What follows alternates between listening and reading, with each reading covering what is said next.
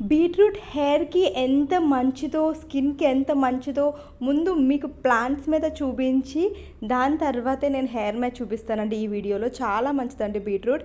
ఇది డైలీ ఒక glass juice బీట్రూట్‌తో పాటు మీరు క్యారెట్, ఆమ్లా ఇవి కూడా కొన్ని తీసుకుంటే హెయిర్‌కి చాలా మంచి గ్రోత్ వస్తుందండి. At the same time beetroot మనం జ్యూస్ చేసుకున్నప్పుడు కొంచెం పల్ప్ ఉంటుంది తెలుసు కదండీ! జస్ట్ మనం ఫిల్టర్ చేసేటప్పుడు ఆ పల్ప్‌ని మీకు డైరెక్ట్‌గా చూపిస్తున్నానండి. ఈ తొక్కలు కూడా చూసారా బీట్రూట్‌వి? ఇవి కూడా లిప్స్‌కి, మీరు స్కిన్‌కి ఎక్కడైనా మసాజ్ చేసుకుంటే డైలీ చాలా మంచిదండి. ఆ పల్ప్ చూసారండి? ఆ పల్ప్‌ని నేను ప్లాంట్‌కి వేసి చూపిస్తున్నాను మీకు. నార్మల్‌గా మీకు టెస్ట్ చేసి చూపిస్తున్నాను. ఇది ఒక పింక్ కలర్ ప్లాంట్ అండి.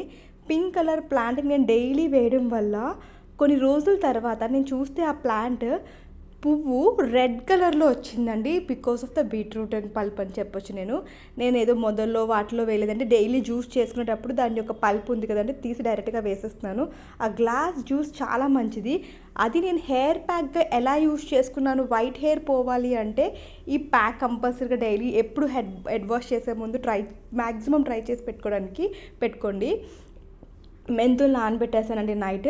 తర్వాత రోజు జస్ట్ బీట్రూట్ మనం జ్యూస్ చేసుకుంటాం కదండీ! కొంచెం జ్యూస్ ఆ వాటర్‌ని ఇందులో వేసి న్యాచురల్ కలర్స్ అండి ఇవన్నీని. ప్రమోషన్ అయితే కాదండి. నేను బీట్రూట్ ప్రమోషన్ చేయడానికైతే ఏం కాదు. మీ మంచి కోసమే చెప్తున్నానండి. హెయిర్ కలర్స్ మనకి తెలియకుండా వైటిష్ వచ్చేస్తుంది కదండీ! దానికి మనము పార్లర్‌కి వెళ్ళి వేరేవే చేస్తున్నాం అవన్నీ కాదండి. కొంచెం కర్డ్ వేసుకొని ఆ ప్యాక్‌ని పెట్టుకుంటే హెయిర్‌కి చాలా మంచిది. At the same time juice కూడా తాగితే స్కిన్‌కి, హెయిర్‌కి బోత్ మంచిదండి.